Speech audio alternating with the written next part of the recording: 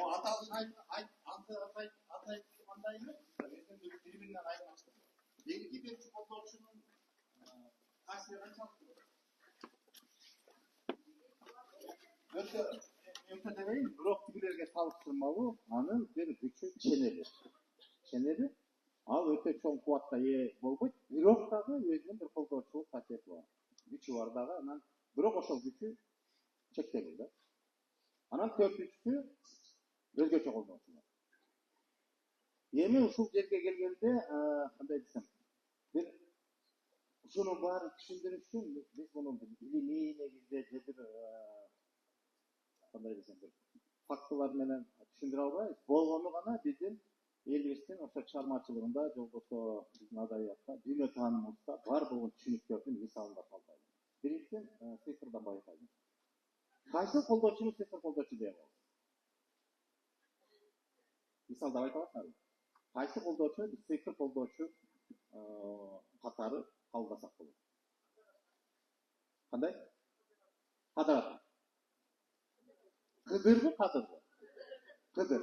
Кадыр жокпу? Кандай? Кызыр деп коет. Ошол эле Алмамбет цифрды колдонгон эмесинде. Жок, Алмамбет өзү адам да. Биз азыр колдоочу катары айттык. Умайне буксоң касет. Бул азыр алар иштебейт азыр. Азыр мына ат аталып калган. Кызыр, кыдыр, кадыр. Үчөө бөлөкпү же бир эле түшүнүктү? Үч башка. Айырмасы эмнеде? Сиз уккансыз бул биристен. Уккандар айтпай жок, келгиле мындай. Угалектерге суроо, үчөөнүн айырмасы барбы, жокпу? Бар болсо эмне деп ойлойсуздар? Бул уктурөсү бул сөз, Мисалы, кызырга карата кандай сөз айтылат? Кызыр дарыйт. Кыдырчы? Жолуң шыдыр, жолдошуң кыдыр дейт, болсун дейт. Кадырчы? Жок. Бул жерде адамдар сөз. Кандай? Кадырың жан болсун, ал баштамайын деп ал келек. Бир катары колдоочу. Биринчисин берсең? Слайд. Биринчи пирлер, жана пирлерди бердикпи? Ошо бул жана үчөө тең, үч аталыш тең, бул пир деген категория. Пир дегенде бул диний түшүнүктөгү периште эмес, бул кыргызда бир башкача. Биз бир убакта диний түшүнүктү да камтып кетебиз, бир убакта динде жок түшүнүктү деле бир аталыш менен атап кете беребиз. Мына ушул жерде бир топ маселебиз бар. Бирок, мисалы ошол эле Манасты айтабыз, каякта башка мисалдарга да келгенде, ошо кызыр пирин колдосун, кыдыр пирин колдосун деп деле айтып кетебиз. Батага беребиз, ошентип тилекти айтабыз. Ошол пирлер категориясына ошол эң биринчиси ошо кызыр дейт. Кызыр деп ошол пирди кандай түшүнөсүз? Бунун күчү эмнеде? Кайсы мисал менен айта аласыз? Кызыр деген пир кезиктен кандай мисалдар бар болбосо?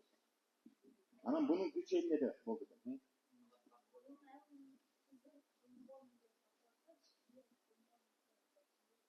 Айылдын атыбы? Же айылдын киребешинде ушундай уран жазып турат? Эмне деген? Кызыр конгон? Кайсакта экен ушундай? Барып кетишкен экен, жакшы айылга. Алайда?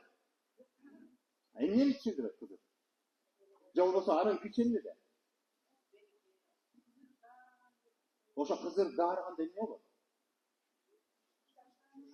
Жакшы болот. Кыргыздын сонун жообу бар да. Жаман болот, жакшы болот. Муну таянба жаман болот, мындай кылба жаман болот. Муну кылсаң жакшы болот, болду. Бирок чындап элдер түшүндүрөчү болгон. Жакшы болот десе эле ишенип алып жакшылыкты күчөсөң, же жаман болот десе ишенип ошону өзү істейсиз да. Бүгүнкүлөргө айтпа, колго чапканда жок. Түшүндүрмөй калбагы. Ошон үчүн бул жообор өтө алды.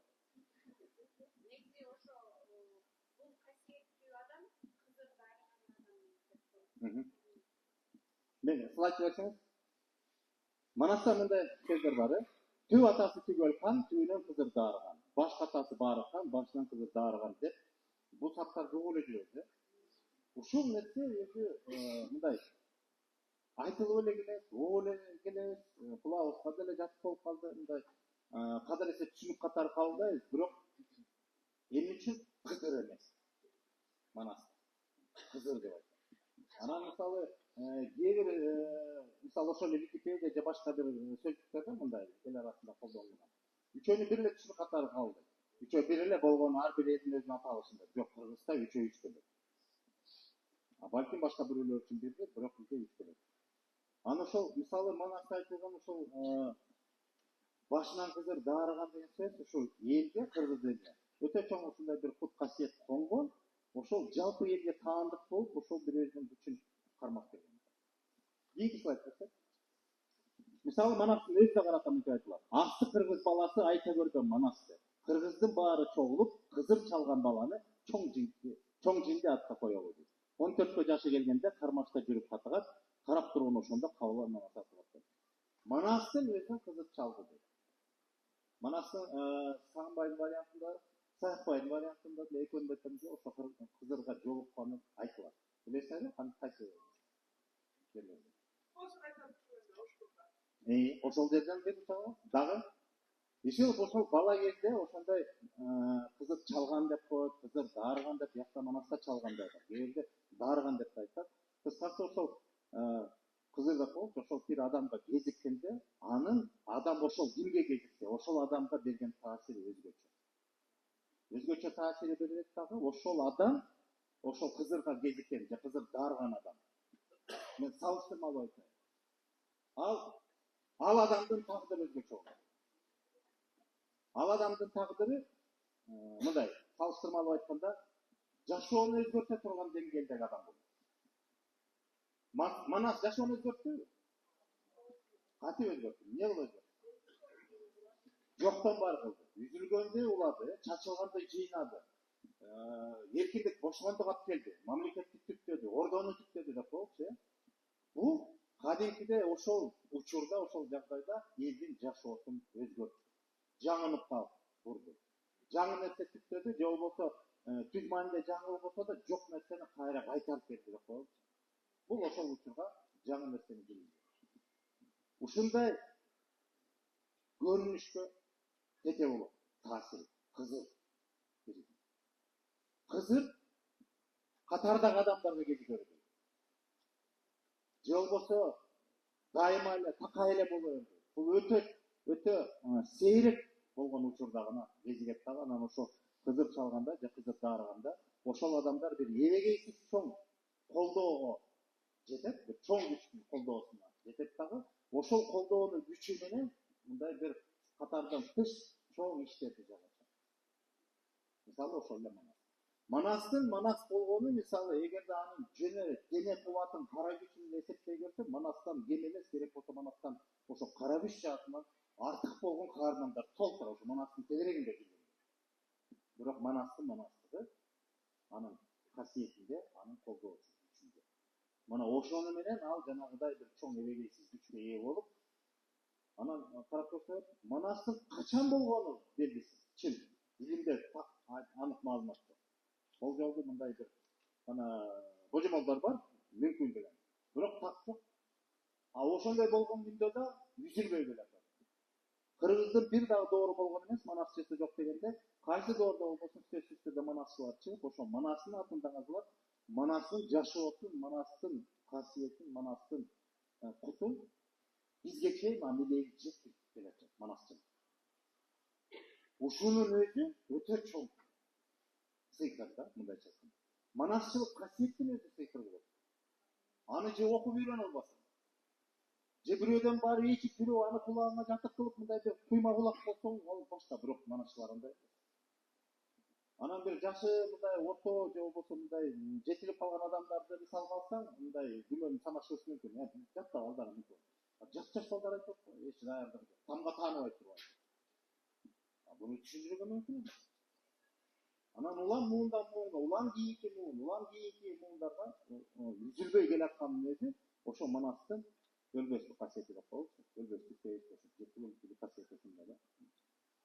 Демек, кызырдын күчү, кызыр кимди чалса же кимди даарыса, ошол адам жашы өзүнүн эмес, тегерек айлана чейре же болбосо өзүнүн элинин, коомдун жашоосун өзгөрткөнгө чоң эбегейсиз кубатка жетет. Суроолор? Бизде ошо кыргыз элибизде касиет бар го манас келет. Ооба. Айтабыз. Неме десе го кыргыз тили эзелден бери өзгөрбөй келатат. Өзгөргөн. Өтө көп өзгөргөн. Кыргыз тили аябай өзгөргөн. Азыр өзгөрүп атат. Ушул тапта өзгөрүп атат. Ушул жерде өзгөрүп атат. Ар бир сүйлөгөнүбүздө уже мына көрдүңүз, өзгөрүп атат. Ар бир сөздүн кошулганы тилди булгаганга барабар. Ошо тил булганганы тилдин өзгөргөн.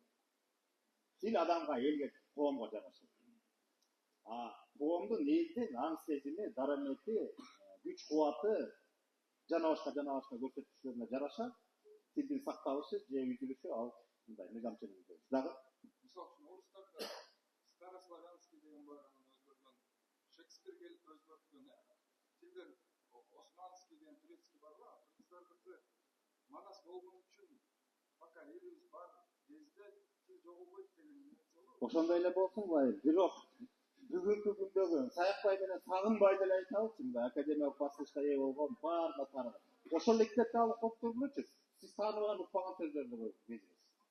Түшүнбөгөн сөз. Башкача болмок да.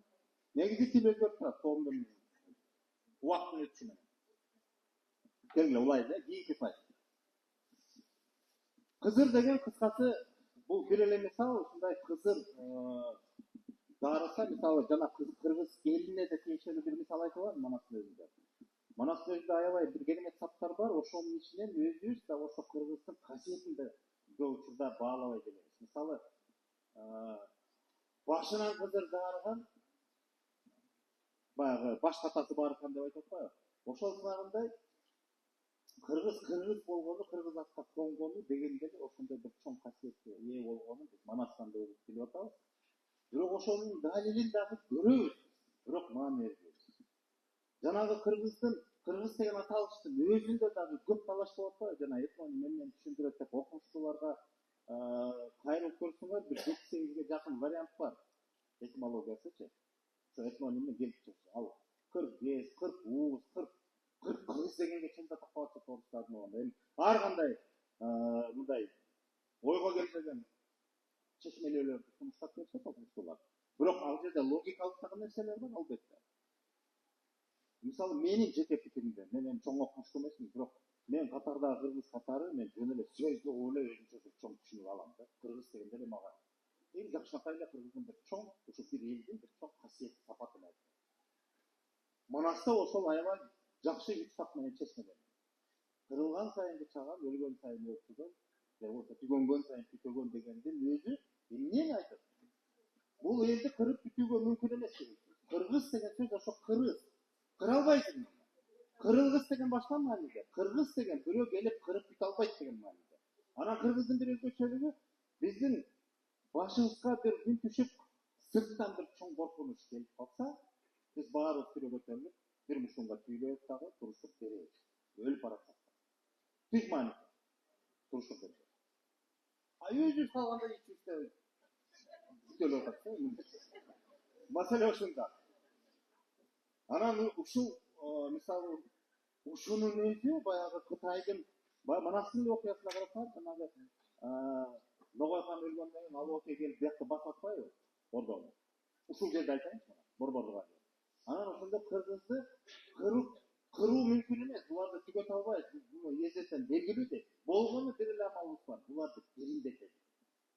Аны ошон үчүн бири кетти, 6 айга бир кетти, каңгайга деп жана туш тарапка урууга бөлүп туруп, майдалап чачыратып туруп, анан бири менен байланыш түзбөгүдөй кылып биринен алыстатып, анан ошону кадимкидей көзөмөлгө алып туруп, ар ким ар кайсы жерде турсун деп туруп бөлгөн. Булардын башы бириксе эле бүттү. Биздин шорубуз деп Кытайлар ошондо эле айтты. Демек ошол кыргыздын бир чоң касиети ошондо эле бар экен да. Бүгүнгө чейин келет. Бүгүн деле биз үзүлбөй мына эмне biz Manastın doğrunu aytпадым анча, биздин доорго чейин ошо бизге илимге белгилүү болгон мезгилден бери 2000-3000ден бери эмне деген эл мамлекеттер бүгүн баягы кумга суу сиңгендей жок болду да. Биз бүгүн мамлекеттигибиз менен жоготулуп келет. Манастын өзүндө айткандай, аз болсок да бирок саз болуп атпайбыз. Ондогон, жүздөгөн миллион элдер халкынын саны мамлекеттиликке жетпей келет. Биз 7 миллионго жетип калдык жакында. Анан мамлекеттик бирок аны деле баалабай атабыз, ал башка тема. Бирок бар, бир чоң күч бар бизде. Анан мисалы мен да көп айтам, эгерде биздин мамлекетибиздеги айтып коёюн мындай, мамлекетибиздин ички тышкы саясатында жагдайыбызды мындай кадимки акылга салып, иликтеп баарын мындай бир терең иликтөө жүргүзүп туруп, жагдай акыбал кандай деп адистерге берсек, мени түшүнүң да, бул мен түшүнүм. Кыргызча жок болуп кетиш керек. Жагыбыз деле мамайдын көлү, биягыбыз деле аксап атат, жагыбыз деле унутулуп калган, бияк менен тийишпейт, келишпейт. Мыйзамында деле, башкасында деле дегенде мен жалпылап айтып атам да. Анан мен өзүм ишенимде бар. Бизде Кудай эле колдойт. Башка элдерде эгерде билбейм, балким ушундай бир чоң касиетке ээ болгон эл болсо, жогото алмак. Ыркы кетип бири-бири менен чырылдашып, мушташып тынмак да. А биз жок, биз келе атабыз, дагы деле келе атабыз. Анда санда катарыбыздан чыгат анча-мынча баягы кумалактар чыгышы мүмкүн. Бирок болбой эле элдүүлүгүбүз келе атат. Ошо элдүүлүктүн өзү бул ошо кыргыз деген атынан жарашкан затын көрсөткөн бир чоң касиет. Ошол касиет мүмкүн ошо кызыр чалган үчүн ошол келет. Бул биринчиси. Экинчиси. Бай. Кыдыр менен кызырдын айырмасы эмне болсо мүмкүн?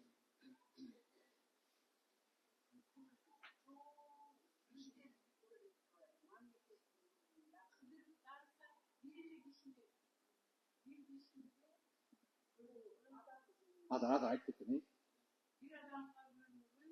Бир эле адамга тиешет. Дагы кандай пикир бар? Жок, макул, учураштын батасын бердим. Бирок кызырдан айырмасы эмне? Кызыр деле ошондой экен. Кезигет адам кейпинде. Баса адам кейпинде келет. Манастын өзүндө дагы башкалык бар. Адам кейпинде келет, кадимки кол алып учурашышы да мүмкүн, денеси тийишпей да калышы мүмкүн, бирок маектешиши мүмкүн, пикир алышы мүмкүн, суроо жооп талкуу болушу мүмкүн. Кыскасы кадимки адамда анан көздөн кайып болуп кетет. Ошондон кийин ошол кызырдын таасири ошол адамга баягы бир чоң энергия сыяктуу келип куйлат дагы, ага байкалат дагы бир чоң керемет үчүн тартууга баштайт. Колдоо керек. Кыдыр ал деле адам кейпинде. Жолоочу калеби? Үйдө отургандарга келет. Жетинин бири кыдыр. Көбүрөөк эмнесинде?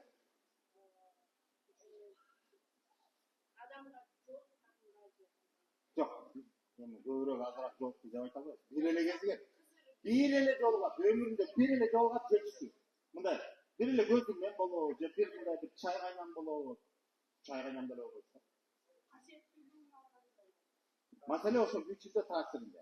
Эгерде кызыр дарыган адам бүтүн ошол чөлкөмдү элди же коомдун жашоосун өзгөрткөнгө дараметтүү болсо, кызыр дарыган андай эмес. Ошол адамдын өзүнүн жашоосу өзгөрөт. Бирок өзүнүн жашоосу өзгөргөнү менен баары бир коомго да чоң таасирин тийгизет. Жанагыдай чоң кызыр дарыгандай манастай болбосо да, бирок таасири чоң болот. Ушуга сиз айтпадыңыз. Айтмадыңыз мисалы. Кандай мисалы? Ушул окуяны билесизби? Көп эле айтылып жүрөт, Ушул жерде аябай кызык нерсе да. Муну мен азыр окуганымды же укканымды эсимде жок. Ошол анча-мынча кыргыздар биз жакшы көрөбүз. Же келип коебуз, же кошуп коебуз. Мен көбүрөөк кошом да. Тамаша эретинде. Бирок мындай кылабыз. Баягы биз бул жерде маалыматты так жеткирүү максаты эмес, биз мисалды ачуу. Жакында мен ошону айткым келип атат. Ошон үчүн эсимде калганы мен өзүмө көкүрөгүмө сүйүп алгам. Ошол мисал айтмат. Баягы атасы эл душманы аталып.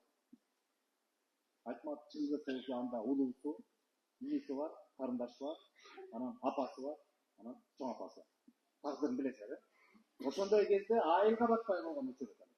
Баары көзөйсө баягы сөмөй кетип, бул деген душмандын баласы, тилдеринде эл душманы деп, ушундай бир элге батпай калган учурда, анан бир айтымында эскерүүсүндө да, Бозэженкиде экен, кимдин эскерүүсүндө. Бир эле сагынууубуз бар экен. Ал убакта деле түшүнүктүү да, 40-жылдар согуштун алды дейт. Ошондо 38 кетип атабы бул киши атасы. 39-40-жылдар болсо керек, согуш башталды. Кыйынчылык.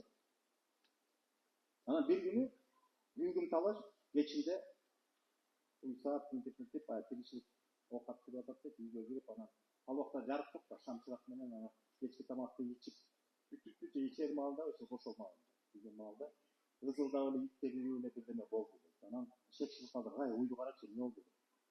Анан чуркап чыкса эле уй жок. Анан ал убакта эми үйдүн башчысы катары ошол чыгып экен да. Эми жаш бала экен. 40 жыл деп койсо канчада? 12 жаш. 12 жашар бала элестетсек, bir үйлөнүп башчысы. Эркек болгон. Апасы бар, анан чоң апасы.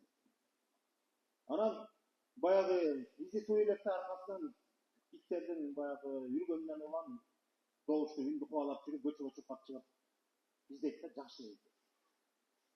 Издеп аракет кылып мындай биринчи башлаган көчө башына чыкса көрүнбөйт, анан кайра үйгө кире калып, баягы үйдө чоң атасынан да бир мылтыгы бар экен, ошону кармай чыгып, анан аркасынан изи суу электр жетсем эле ушул атам деп ойлоп атам.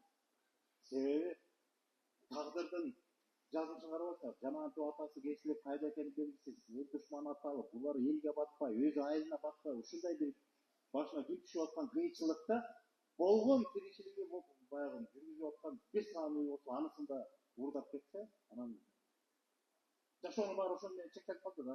Эмнеси кимиси болсо дагы атам деп анан чуркай чыгып кубалап жүрүп, иттердин үргөнүнөн кубалап жүрүп, болжол ушакка кетти деп атат да. Эми ал кезде деле мындай көчө десе эле тамдар турат, бирок азыркыдай забор тигип деле болбосо керек буялдачы. Кысасы үйлөрдүн аркасынан чуркап барат, анан бир убакта айылдын чекесине чыкса эле баягы көчө бүтүп айылдын чекеси атасы үйлөрдү анан мындай бурулуш деле эмес, жок. Айылдын чекеси менен белгилүү. Ошол жака чыга алганда эле бир абышка чыгып калды.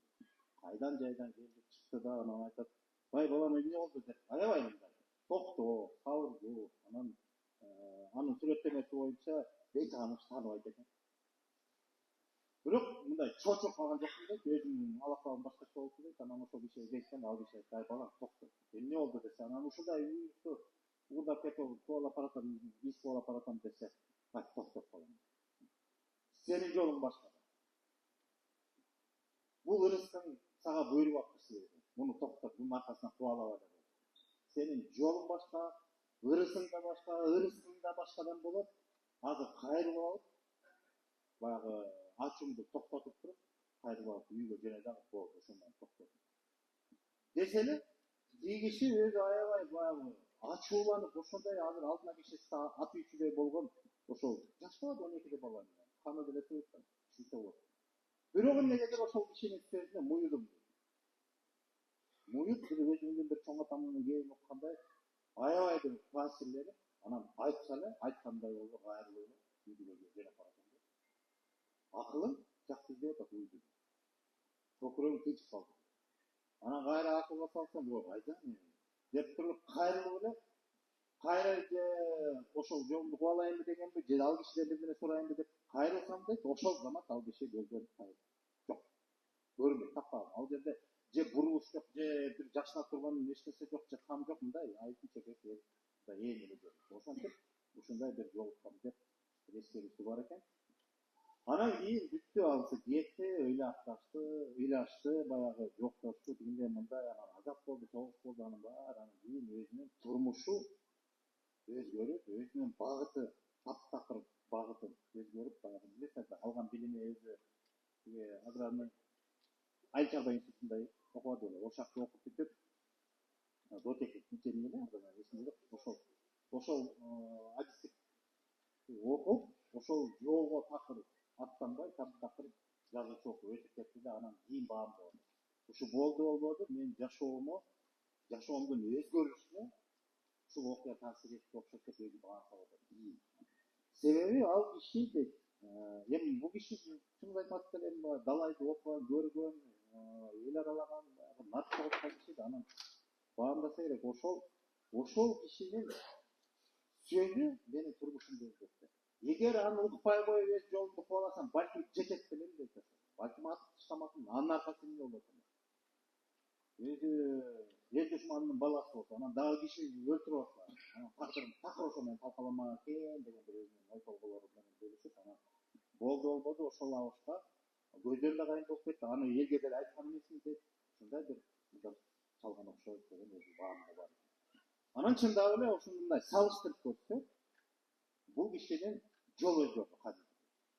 Такыр болду мындай жазуучулук жолго чыкканда да бияктан да жол ачылбай койду да, билесиз да. Адабиятты тереңинен изилдегендер бар.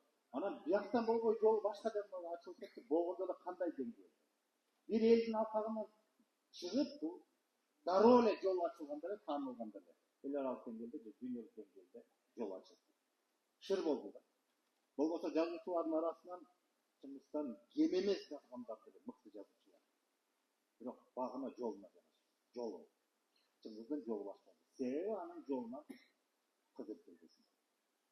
Ошол Кыдыр кирдин таасири менен анын жолу даңгыр болуп узакка кетти дагы, дүйнөгө сапар алып, дүйнөгө кыргызды таанып.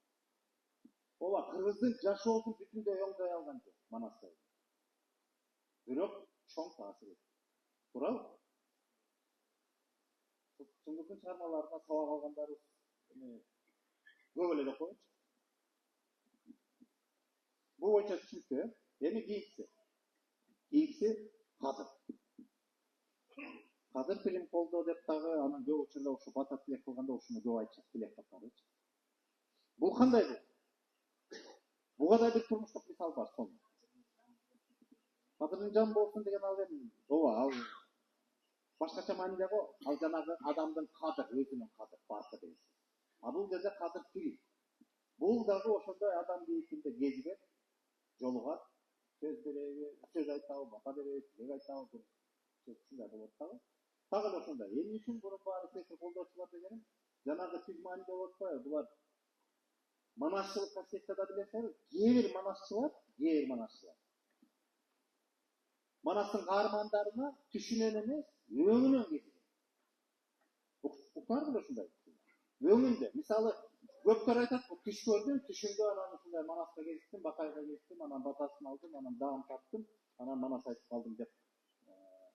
Азыркылардан түшүнөн аян көрдүм деп айтышат. Бирок кээ бир манасчылар түшүнөн эмес, өңүнөн да кеткен. Өңүнөн кадимкидей тирүү мындай адамдар менен сүйлөшүп, баарлашып, даам сызып, bir топ убакыт өткөрүп, андан кийин жок болду деп. Мисалы, Саакбайдын бир мисалы. Саакбайдын иниси бар экен туган. Ошондо үйлөрүнө аз калганда, 1-2 жыл калган окшойт. Алдын ала сезиптир Саакбай. Анан бир күнү инисин чакырып айтат экен. Мен ишер суум азайып баратат.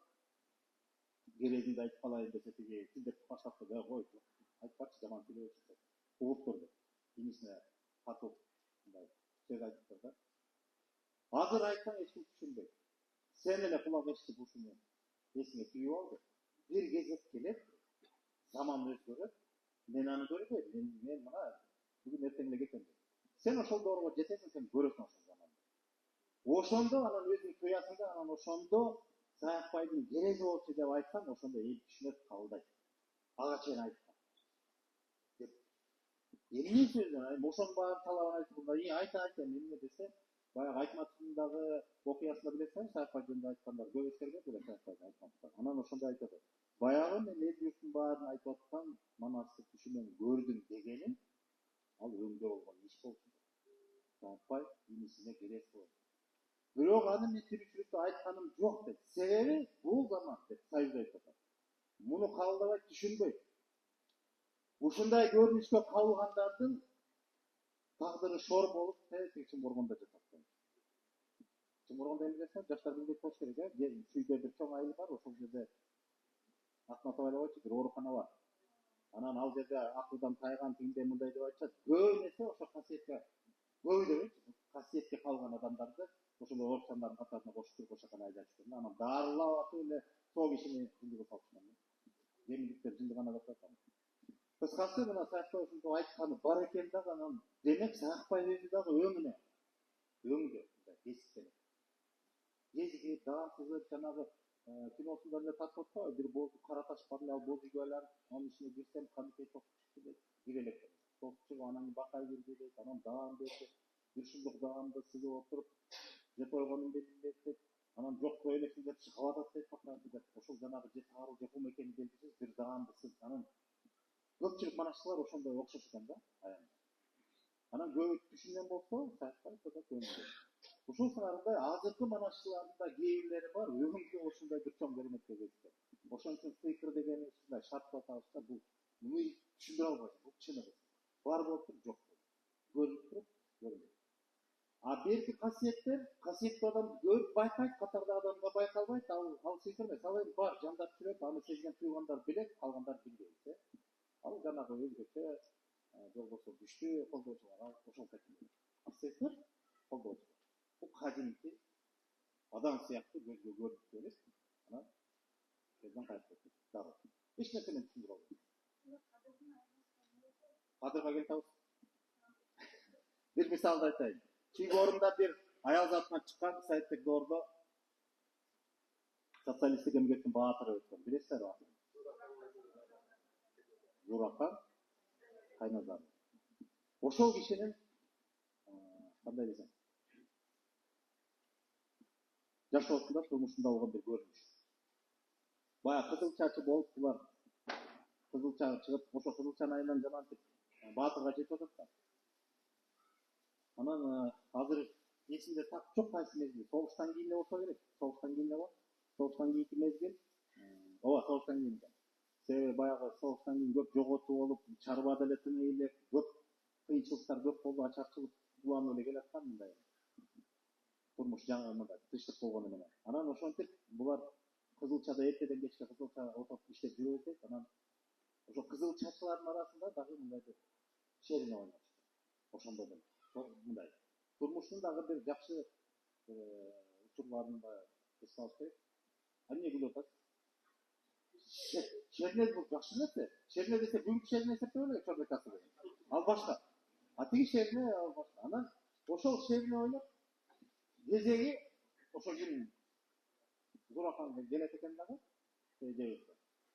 Анан эртең менен чыгышкан булар. Кечке талаада жүрүшүп анан түшкү тамактанууга кезек келгенде 1 саат мурун үйгө барып алдын ала бышырып койгонду, анан кыскасы үйдөн барып жылытып, анан чарага салып, анан түшкү тамактанууга деп келет. Талаада жөө ал убакта кайда транспорт. Анан эми айдан алсараак эле болсо керек. Балким жанында болушу. Анан өзүнүн айтымында ошол күндө басып өткөн жол, талаага барчу жолдо бир мындай бир бак деп коебуз, бирок өтө деле чоң баг эмес, дарак сыяктуу мындай. Бадал сыяктуу бирок баг. Мындай орто бар болчу. Жайдын көрүнүшү да.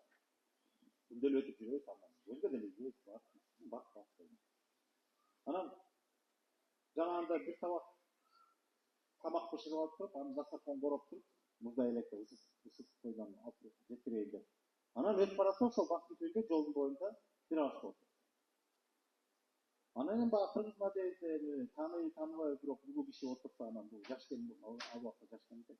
Өтүп барып анан учурашат. Учурашса алек. Анан кайда барасың деп турат.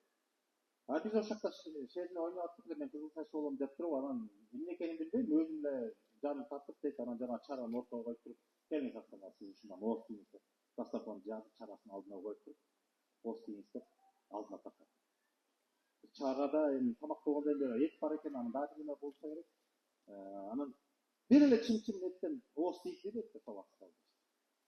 Анан барабар жолуң болсун деп аябай жакшы бардагын деп туруп, анан узатат. Анан ал киши чарасын кайра ороп алып туруп, көтөрүп алып анан кетет дагы, анан кетип барат ойлоп атат. Эми бизге жеткен маалымат боюнча ошондой болгонду билбейт, эли болсо ошондой жетти да. Ойлоп атат. Киши каяктан жүрүп атат, жалгыз эмне отурат деп сурап атат да. Ошол кызды көргөн деп кетет, анан кетип ошо айдан бир тойлоп ошол эле кетет. Ай такта болсо, бул жакта болсо, анан эмне көрөт, эмне отурат, тамак таштап кетейинчи деп кайрылат. Кайрылса тийишти. Бүт күндү. Бир эле бак. Айтала. Бүт күндү. Анан жакты карайт да, көзүмө көрүнбөйбү деп кайра өзүнө өзү ишенбейт. Ошо кетип калат. Маани деле баягы жаш дем менен анан тиги союз бийлеги анан тиги иштеш керек деп атып, ошо менен алектеп алып кетип калат. Анан барган жерине деле аны айтпайт, унутат, анан маани деле бербей коюат. Анан бир топ убакыт өткөндөн анан эсеп ушундай болгон. Анан айтса айдагылар, сен кезиккенип турбайсың деп анан кадырына болуп, кадырына деп айткан эмес. Бирок кийин бир канча убакыт өттү, бул чоң даңазага жетип, кадыр барып болуп,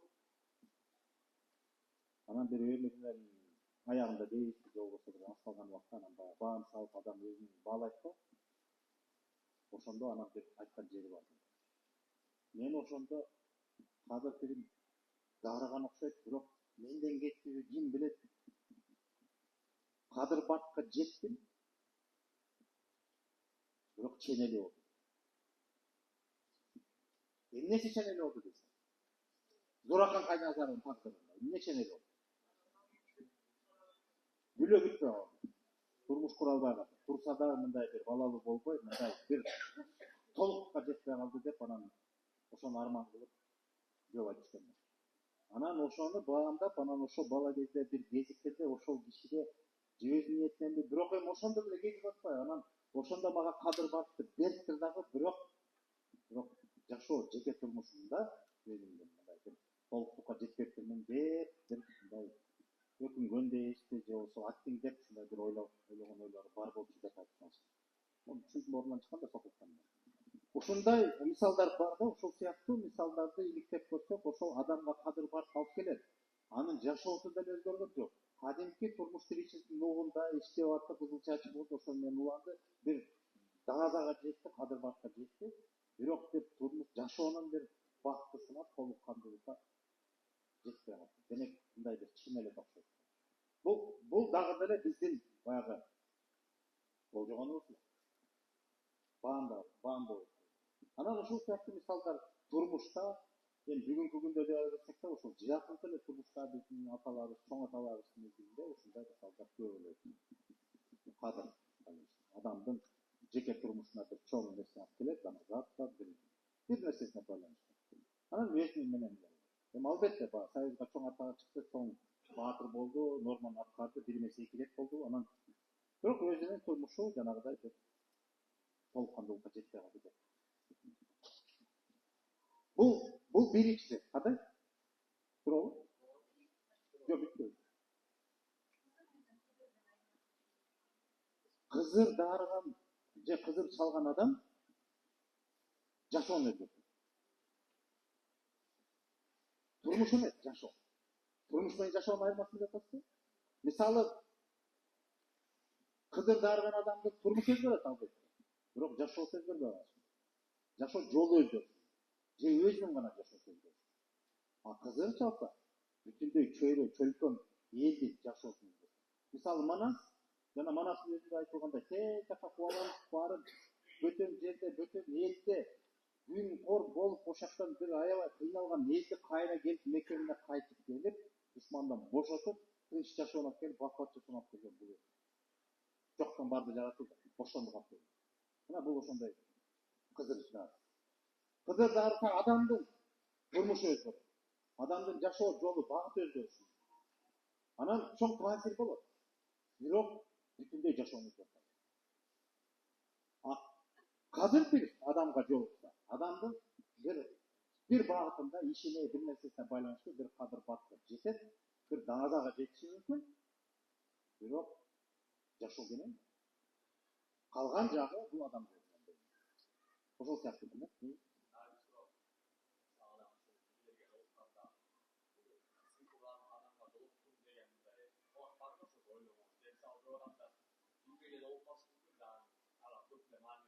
Чын айтайын, билбейм, айта албайм.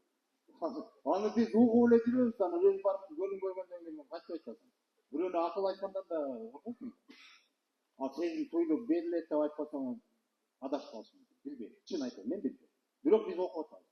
Азыр дагы мисалдар болот ушул сыяктуу. Аябай таң калыштуу жашоодо мисалдар бар. Адам. Бирлер адам кейпинде. Кызыры дагы, кадыры дагы. Адам кадимки эле Ауыз кауымы сүйлөйт. Жана Төтбаев чым ооз деп атат. Айтматовго кеткен Ауызга деп ал сүйлөп, аны токтоп, ашуңду бас деп. Ал баса дагы бир эмес бар. Колун кармады дейт. Колун кармаганда ал кишинин денеси тийишкенде ошондон бир күч келди деп. Бир токтоолук сабырдуулук ошондо мага уюлду деп Айтматов бир айткан. Мен да унутуп атпайм, улам эске келсе. Кадимки адам ал көрүнөт, сезилет. Мындай көзгө көрүндү эмес. Контактта болушу мүмкүн. Айтматов ошондой болду. Манаста ким билет? Манаста айтып коет. Ал жана кызык салган иши. Ал менен да кезигип келешет да. Эми кийиксин берели. Да. Суроону келди.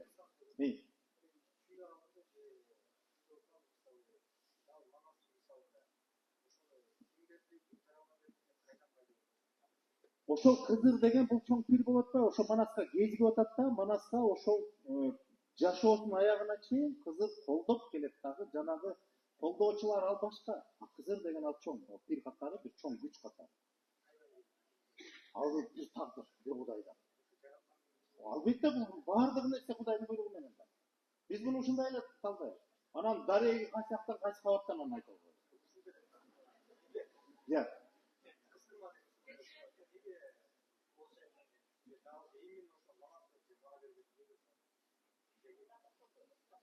Ал буйрук да. Манастын өзү мен Манас болоюн деген жок да. Ал тагдырдан да. Тагдырдан буйрук ошондой бир аруу инсандарга, адамдарга касиет келет. Өзү касиет өзү катардагы адамга берилет. Эгер ал ыйгарымдуу касиет болсо. Ыйгарымдуу касиет адамды тандайт, тагдыр тандайт. Мезгил тандайт. Баардык жагдайларды төп келип, анан ушул учурда болуш керек деген бир мындай акылга салсаң болжол берет. Ушунда чыкса, анда чыгат. Дегендей, ушундай бир мезгил таразасынан өтүп, бир тагдырдын баягы өзүнүн бир тандоосу менен бир адамдарга ыйгарат. Аны кандай критерий менен айтыш керек? Мисалы, манасчыларды байкап жүрөсүңөрбү? Жөн эле катардагы адамга байкалган бир өзгөчөлөрүн айтып коечу. Баардыгы байкалат. Эмне өзгөчөлүгү бар манасчылар?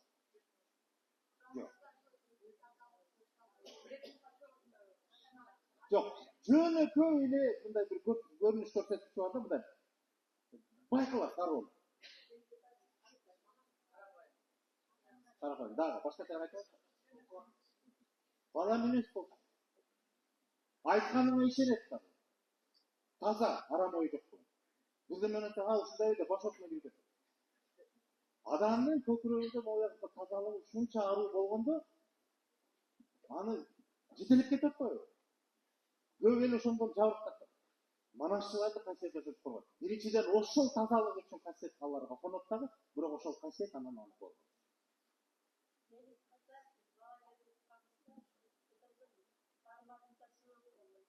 Аян билбейм. Чын айтам. Анын бармаган ким бармак көптүр. Келгиле азыр сөздү узатпай, бул кезек менен талдайлы, анан дагы мисал болот сизде. Ким? Элеман. Экинчи түр. Экинчи түр эмес, кийинки слайд. Манас дүйнөсүндө могу каармандарды мисал катары жаздым. Негизги көрүнүктүү каарман. Ошо Бакай атабыз, Манас өзү, Кошой, Каныкей, Алмамбет, Чубак сыргаттуу эң жанагы куттуу айткан инсандар. Булардын өзү кайсыл бир деңгээлде колдоочу катары манасчыларга келет. Буларды бирдеби? Бирок булар ошондой бир чоң касиетке ээ болгон да. Мисалы, ошол эле манасчылар, ошол эле Саякбайдын мисалын айтканда, ал жанагы күндө эле көрүп жүргөн жолундагы чоң кара таштын боюна барса эле ал таш эмесине бозой болуп калып атат да. Таң калып бул кандай деп жакындаса, баягы эшик жабылып ачылып ал жакта Каныкей апабыз чыгып атат го. Келип кир балам деп үйгө киргизип, анан Бакай ата келет деп ошолор менен баарлашып сүйлөшөт го. Адамдар да. Анан жанагы даамын сыздырып, тинтип, анан кырк чороосу бүтүн келип, Манас өз аягында келип, табак таш болуп бир кадам этти чогуу жеп, анан тур балам атым кетип баратат, ошоңуп кетти дегенде анан чуркап барып атманга чуркай келип атын кармап кайра артка кайрылса болот, бозу жок болот. Болбосо адамдар. Жолу боюнча жанагындай түрүнө карата сыйкыр касиет катары келет. Мисалы, ошо Манастын өзүнүн бир керемет касиетинен улам өздөрү ошол кайра колдоочу кийинки урпактарына колдоосун көрсөтөт. Анан дагы бир нерсе.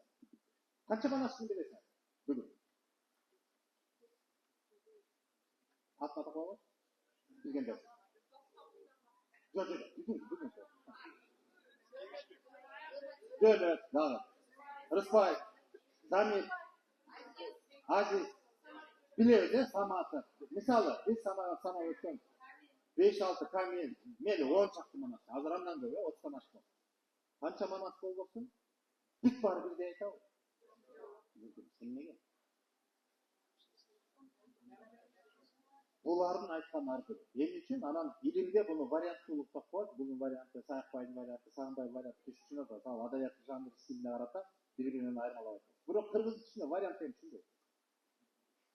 Манасчылардын манас айтуу ыкмасын тыңдап, эгер манас дүйнөсүнө чөмүлүп мындай изилдеген киши болсо, баамдай алат. Мунун колдоочусу ким, мунун колдоочусу. Колдоочусуна жараша манас айтат. Дөөлөттүн манас айтканын эмне өзгөчөлүгүн байкайсың? Жок, антип айтпагым. Манасчылык айтуу өзгөчөлүгү эмнеде? Же Улан Исмаиловден таанысаңыз? Же Талант Алыбакчиевдин манас айтканы? Эмне айырмачылыгы бар? Айтуу жөндөмүндө, көрүнүшүндө, угулушунда.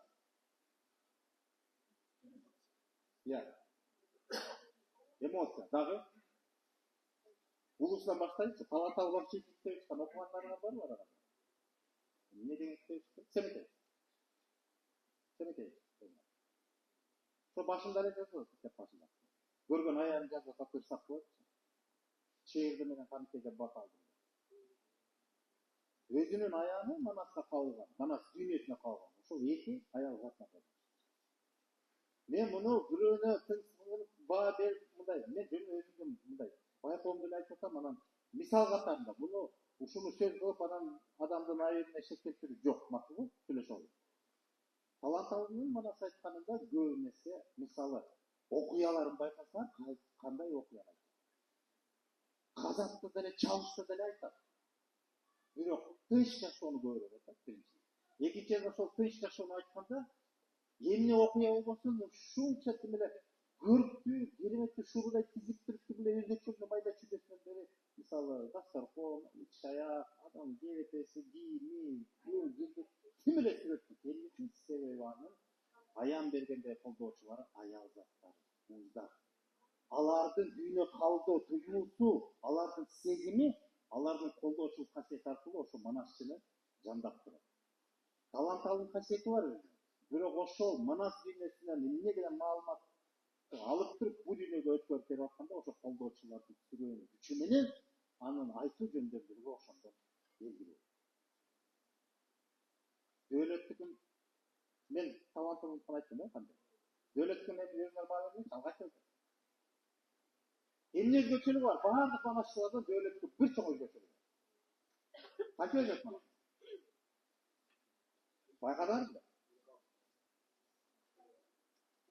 От алып айтып баштагандан кийин, башында от алгандан кийин, оозунан көп кеткиче токтолбойт. Ана жанагы төккөлөрдө Жеңишбектин ысмагандай эле, кандай апам? Автомат атын деп коебуз. Манасчылардын ичинде дөөлөт ошондой токтобой шар айтат.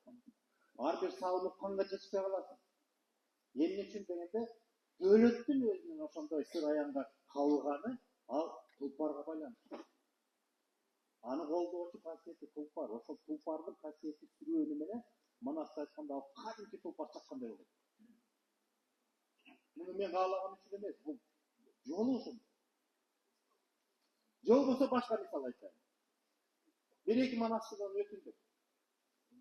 Алтайдан Ала тоого көчүшүн чоң көч, улуу көчтү айтып берди. Экөө айтты, экөөлөп убакытта бири-бирин укпайт. Экөөлөп айтты. Так. Бирөө көчтүн көркөмүн айтты. Малдын басыбын, төөлөрдүн, уйлардын, бугалардын, койдун, жылкынын бүт ушундай ушундай. Бирөө болсо жер суу аттарын тизмек. Баланча жай, баланча ашы, баланча көрүп, баланча жай. Өзү барып көргөн эмес. Бирок айтып отыр. Ана мындай карасаң, иликтеп карап көрсөң, географиялык аталыштарын бизеги менен туура айтып. Аңгаласың. Касиет деген биринчи ошондон, экинчиден анын ошо манас айтуудагы эмнеге басым кылганы ошол ар бир манасчынын өзүнүн колдоочусуна жараша айтуу өзгөчөлүк болот. Ошол өзгөчөлүк ошо колдоочуларга. Же болбосо мен дагы мындай деп жаш балдарга аябай дааналап болуш үчүн чоң газаттагы окуяны мисалы мындай деп коелучу. Чоң газаттагы бир эле окуяны экөөлөп манасчы айтса, колдоочусуна жараша. Эгерде мындай мисал катары, эгерде кайсы бир манасчынын колдоочусу манас өзү болсо, ошол чоң газатта манас аралашкан окуяны Манастын көзү менен айткандай болот. Эгерде анын колдоочусу чубак болсо, анда чубактын көзү менен айткандай. Ошон үчүн бирөөнүн айтымында бир нерсе жок, бирөөнүн айтымында көп. Анан бул жакшы айтат экен, бул жаман айтат экен. Андай эмес. Ар биринин жолу өзүнчө. Ар биринин колдоочу касиетине жараша айтылышы ар бөлөк. Анан мындай баалоо мүмкүн эмес. Бул мыкты, бул чабал. Бааласа эмнесе болот? Касиет болгон мамилеси менен бааласа болот. Башында жакшы айтчу эле, кийин айтпай калды. А бирок айтуу жөндөмү, жолу, өзгөчөлүгү бири-бирине окшобойт. Ал ошол биринчиден өзүнүн касиетине, баса касиетинин түрүнө жараша, же ыйгарымдуу касиет, же тукумдан келген касиет, же жеткилен касиет экенине да байланыштуу болот. Анын арымы экинчиден колдоочусуна жараша. Окшосоңуз кетти. Мына ушундай. Ушундай бир көп кырдуу, ушундай бир керемет дүйнөдө. Анан ушул каармандардын өзү ошентип жанагы түшүнөн аян берсе да, бирок түшүндө дагы бул дагы мисалы катардагы түштөн өзгөчө аян түш, бул дагы бир керемет. Бул аянды эмес, жөнөкөй түштү ким талдай элек, бул экен. Аян түштү түшүндүрүп өтө калат. Ошол аян түштө да ошол каармандар кезип, жанагындай чоң касиет ыйгарып туруп, анан ошонун аркасынан манас айтып калат го. Демек, сыйкыр ушунда деп биз болдурдук да. Кийинки экинчи түрүнө өтөлүк. Күчтүү колдоочулар. Күчтүү колдоочулар кандай деп ойлойсуңар? Ким болушу мүмкүн?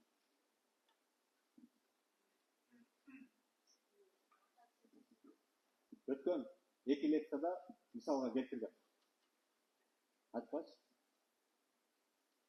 Өткөн эмне теманы? Сынчылык, анан колдоочулук. Күчтүү колдоочулар. Убакытты кетирбейин, дароо эле. Бая Калыгулдун мисалында. Билесиңерби? Слайдты берсең дароо эле. Казактын чечени Бөжөйдүн Калыгул тууралуу айтканы деп. Эсиңерде баягы Калыгулдун олуячылык сөзүнө коркуп, үрөй учуп, анан жактырбай, анан койчу бул чын эле бул келечекте айтып атабы, же оозуна отогон каалаганын айтып атабы деп мындай ишеним көрсөтпөй, же болбосо күмөн санап, анан казактын чеченин алып кетет Бөжөйдү. Чечен дагы бул чоң касиет да, чечен. Анан касиеттүү адамдар бири-бирин колдоп түшүндүрөт. Анан бул жерге алып келет. Калыгул ошондой бир чоң сөзүн баштаган кезде. Анан бул жерге аны тиги думана кейинде кийгизип, эл таанып алсын деп. Себеби чечен көрүнүктүү адамдар да. Бул кезде дароо байкап, токтоп калбасын. Мындай көзгө илбегедей, маанилбегедей болуп, өзүнүн сөзүн улай берсин деп Калыгул. А бул чеченди киргизип туруп, баамдатып көрөлү, сынап көрөлү. Эмне сөз айтып атат? Чечендин бир чоң бүгүн мен өткөндө айтсам, азыр да айтып коеюн. Чечендик касиет дегенчи биз бүгүн жанагы Цицеронду чечен деп коебуз. Жок, ал чечен эмес. Бая коо сүйлөгөн, сөздү таптап сүйлөгөн бул чечен деген. Ал сөзмөр. Чечендик деген керек болсо сүйлөбөй туруп сөздүн түйүнүн чыгып. А эгерде сүйлөсө, анда сөзүндө табышмак жатат. Табышмагын жандырсаң, чоң жагдай чечилет. Чечендик касиети ошондой. Кысканыкта. Мына ошол Бөжөй чечен боз үйгө кирип, мүн катпай, анан качып чыгат. Эмне десе, анан сөз берип атат. О карагым дейт, ол калакеңдин экиинде эки периште ойноп отурат. Ошону менен адам пендеси айтыша алмайт дейт. Периштени көрөт да. Ошол периште бул олуячылык касиетин бир өзгөчөлүгү, ошол периште аркылуу сөз жеткилеп айтат. Ал ортомчу. Эмне деп шыбырап айтып турса, ошону эле өткөрүүчү катары жеткирет. Анан ал буйруктуу нерсе. Периште Кудайдын гана буйругун аткарат, ошон үчүн бул олуячылык бул эч кандай бир шайтан же болбосо ширик же башка бир түшүнүк эмес, бул кадимки Кудайдын буйругун аткарган адамдар. Алар өздөрү билбейт эмне айтып атканын. Келечекте болуп турганды түшүнбөйт. Мисалы, Калыгулдун сөзүн калып көрсөңүз, эмнени айткан? Ал кезде анын акылына да оюна келбеген нерсени айткан, анан ал кишини ачты. Аны мезгил гана баа берет, учурунда олуялар бааланбайт. Кийинки слайд. Ушул эле ойду анан Калыгул айтып атпайбы? Ошондой ишти билбейт. Калыгулду ким билбейт? Ушул акыр заманда мейли мени жамандасаң болбойбун. Кийинки слайд. Кийинки акыр заманда айтмайчы тойбойбун. Мейли жаман көрөгө дегел айтпай койбойбун дейт. Оң жагында ишим бар, ошолорду айткын деп оюма салган кишим бар дейт. Байдын улу Калыгул баштаган мына бул деп турган сөзүн айтат. Жанагы биринчиден Бөжөй чечендин көргөнү бир, экинчиден Калыгул өзүнүн сөзүндө да бар. Мен өзүм билип айтпайм, жамандайсың, урушасың, буйруктуу нерсени айт дегенди мен айтып туруп атам деп эле өзүнүн оозунан чыккан сөзүн менен байкап. Бирок ошону байкап атышпайбы? Мына ушул бериште бул жанагы колдооч. Өзгөчө колдооч. Күчтүү колдооч. Өзгөчө күчтүү колдооч. Кийинки слайд.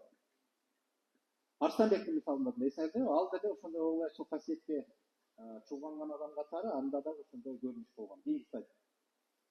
Бул баягы кереси сөзүн айтып атканда Солтобай менен Солтобектин акынга айтып аткан жери. Sözümde okkungalayı kavaltan getdi başlayı. Men Arstanbek oğun perişte iş mongdodu. Dışı dışkı tildeyle birinin bildirip. Periştege karata söz aytıyor. Tanaydı. Karakoldu biledim. Kalpekçi de söyledim. Men Arstanbek oğunu akın akkalı perişte iş mongdodu. Alдағы периштен айтты. Ошол периште айткан сөздү гана айтып атам. Эки слайд. Ошол жөнүндө дагы баягы казак кыргыз айтышында ким Каңтарбай менен Арстанбек айтышка чыкканда Арстанбек ошол баягы иш-чара дейбизби, ашты тойбу ошонун дарегине жараша сөз баштайт да, анан бир убакта касиети козголуп, анан жанагы зар заманды айта баштайт. Анан зар заманда элдин баары муютуп, бир ыйлатып, бир тунжуратып, бир ойго батырып, ушундай бир чоң таасир алгандан кийин анан кайра ошол касиеттин таасирине чыгып кайра сөздү бүтүрүп кезекте анан Каңтарбайга бергенде Каңтарбай колундагы домбурасын жерге коюп туруп, мен ак жеңилдеп деп чыгып кетет. Ошондо элдин баары дуу каңгалат да. Казактар арданат, кыргыздар мактанат. Анан ошондо Кезек Төре деген казактын султаны жолдо кайтып келатканда анан тиги айтып койгой. Сен эмне Арстанбекти көргөндө жанагы карыштырды көргөн күчүккө качып кеттиң деп. Сөз айта албай койдуң го, жарабадың деп жазып койду. Анан айтып кой. Кийинкисин. Бул акыр заманда нышыл болду. Экиинде эки периште отурат деп ошолордун айт дегенин айтып атат. Муну мен айтыша албайм деп. Ошондой баа берип атат. Демек ошол колдоочулук касиет, мисалы, оюячулук касиет ал адамга таандык чоң ошондой бир жөндөн күч го. А бирок ошол колдоочу касиет аркылуу айтып турат. Мисалы, жана манасты каармандар аркылуу алардын көз карашы менен кандай сүрөттөлүп атса, а оюялардыкы түздө ошо периште эмнени айтып келсе ошону айтат дагы буйруктуу болуп турган нерсени жеткирип атат. Мына айырмасы ошондой. Болбосо мындай бир технологиясы коюп, окшош. Кийинкиси. Аттың балам жеңи жок деп ана жеңи жокко баа берген айтылат. Ушул жерде окумушта өзү айтып койгон. Пейилимден чыккан сөз эмес, периштелер айтып деди. Эгемдин берген белгисин айтпай коер эрким жок. Анан көпчүлүгү жөнүндө айтып, жанагы карышка алган айтып. Деп ушуну мен жаш баланын көңүлүнө карап анан айтпай деле койсо болмок, Тетинче жол жүрүп суу кечип катырага чейин жетти деп аксыда элестетпи? Келип батасын алайын деп атып, карышка алып калдым деп. Бул элестетпи ушул жагдай, Бирок айтып атат, мен өзүм эрким эмес. Айт дегенде айтып атам деп туруп, жеңи жокко түшүндүрүп туруп анан айтып атсаң камсыз. Мына бул дагы ошол периштеси басар эле. Бул ошол жанагы күчтүү колдоочулар. Бул элдин көзүнө деле көрүнбөйт. Кээ гана адамга көрүнөт. Сыйкырдан айырмасы, тиги сыйкыр кадимки катардагы адам сыяктуу көрүнүп, алар менен мындай сүйлөшүп, баарлашып, даам тартып атса, бул күчтүү колдоочулар. Булар көрүнбөйт. Бирок туйган сезген адамга көрүнүшү мүмкүн, көйгөсү. Өзгөчө болсо. Кийинки. Санчы сынчынын бөжөктү качырганы. Ушундай бир окуя болгон Санжырада. Билесиңерби? Ким билет? Балким кабар бар. Бөжөк деген эмне билесиңер? Коен баласы. Эмне болгон бөжөк, эмне болуп качырат? Кабар жокпу эчкимде? Азыркылар Санжыра менен такыр кызыкпайбыз, Илгеркилер жомок эле, биз жана бала кезде жомок бердишип го, ошол сыяктуу илгеркилер Санжыра айтса, ошол эле жомок экенде. Чыны мен азыр сизге жомок айтам. Бул Санжыра да. Бир кайсы кылымда экени белгисиз. Чүйдө Санчы сынчы чүй тараптан Кочкорду көздөп алат. Жол тартат. Анан ошондо жолго чыкканда, аны менен сапарлашып болуп, да бир топ жигиттер чыгат экен дагы, анан мындай кабардар болуп калган, анан чогуу эле барабыз деп келди. Сапарыбыз бир экен, чогуу жүрөлү деп туруп, анан бирдеме болуп жолдон алаксып, кыскасы убакытты туура эмес болжоп, жана кубакы бар го, кубакы чүйдөн. Боомдон өтүп, кубакыдан өтөрдө, азыр орто токой болот го, ошол жер журт экен. Кочкоргондон ары дагы дал бир топ. Эми дал бир топ эмес, эми ал илгеркилер аттын ичинде. Кыскасы бир топ экен, анан булардын болжогону боюнча Бүгүн талаш ошол жака жетсек жакшы, болбосо күн баткандан кийин жетет экенбиз деп болжоп анан жолдо ката бирөөлөр айтып атат. Ошол жерде кечки экен. Ошол жер жайык жер жайлап бир жер. Анан элдин баары көчүп кетип, анан бир эле болбой калды. Аны да тигилер билет экен, алар жергиликтүү экен да. Анан бабача кишинин журт боз үйдү, ошол журтта элдин баары көчүп кетип, ошол эле калып калды. Ал өзү bir жака кетип, байбичеси күн ого калган кичинекей балдар. Ошол жактан келе албайм. Андан ары Кочкорго жетишти калай. Кочкор десе азыркы Кочкор эмес, балким андан арыраак ким билет. Кыскасы аралык деп коюп, анан аяка чейин таптакыр түн жарымда кирип барып, анан карайлап, кимдин үйүнө каяктан түнөк таап элек деп, андан көрө ошо орто токой, ошондо эле орто токой экен. Орто токойго барып, ошол жактан баланчанын боз үйүнө барып түнөп калган. Деп тиги санчы сынчыныга кайрылып атат да тигичип. Анан эле бир ок текилер. Балача ошо тиги эси жок да, үйөсү кеткен бир жака. Байбичеси анан күнгө бар деп, күн керек чын атасыңар, токолдоп. Күн эмес токолдоп. Эки аял бар экен. Анан ошо бирок эми сени көргөндө элдин баары билет да сынчыкенин. Анан ал суранат. Анан сынап берди. Анан тигилер анын сырын билет экен, эми элдин баары билсе керек. Байбиче бираз кырсырак менен. Бирок ал байбиче. Атиги чугатын дейт. Ал сөз жок. Бирок ал чугатын. Анан сен болгондой мактасаң, тиги байбиченин жинни тийип, жактырбай калып, ичиби анан баарыбыз ошол жерде жини келип кубаласа, анда такыр күнөө жок калабыз. Анан айтала да калабыз. Сени эми суранып калса, окуп. Сени мактап койчу, же болбосо. Эчинен айтпай эле койчу дейт. Деп санчы сынчыны берки жигиттер өндүрөт. Ал жок болбойт. Эми ушунча туукта калабыз. Кечки деген эми кыш эле деген сөз да. Кар жаабаса деле бирок бир топ эле туукта. Анан ошол жигиттердин көңүлүн карап, макул деп бир черте анан барат. Барганындай болот, тосуп алат, тааныйт, дастарханды жайнатат, тамакты берет, арын берет. Тамак жетип анан жатарына алганда байбиче сөз баштайт. Кыргызда сөз бар, сынчы бир күнүгөн жерине кайрылып келбейт дейт. Бүгүн байым жок. Мен өзүм косуп атам. Ушул мүмкүнчүлүк, ушул жагдайга карабай мүмкүнчүлүктү пайдаланып калайын. Бир сынымды берейин. Өзүмдү анан күңүлөш аябын айтып. Анан сынчы эмне бар? Не бар десе? Болгонун болгондой айткан десе, ушул жерде түнөгү жок калчыдай. Анан тиги жигиттер өтүнгөндө эле байбичени сындаганда чаласын да айттагы, жакшы жагын айтат дагы, жаман жагын кемчилигин айтпады. Ичинен катты. Анан берки экинчи аялына кезек келгенде аны дагы болушунча жакшы жагын жашырып, үстүртөн айтты. Кемчилиги деле жок да, анан деле мындай деп эле үстүртөн сын айттагы сөзүн бүтүрөт. Анан көрсө байбиче мен өзү да кыз мындай деп чоптураак болгону менен, бирок акылдуу эле аял экен. Ошондо бир сөзү бар экен. Бүткүл нерсени айтып аткандай. Баягы сынчыда кетип эмес окшойт. Санчыдан сын кетти, байбичеден ыры кетти деп айтты. Ошол сөз эмнени союлат?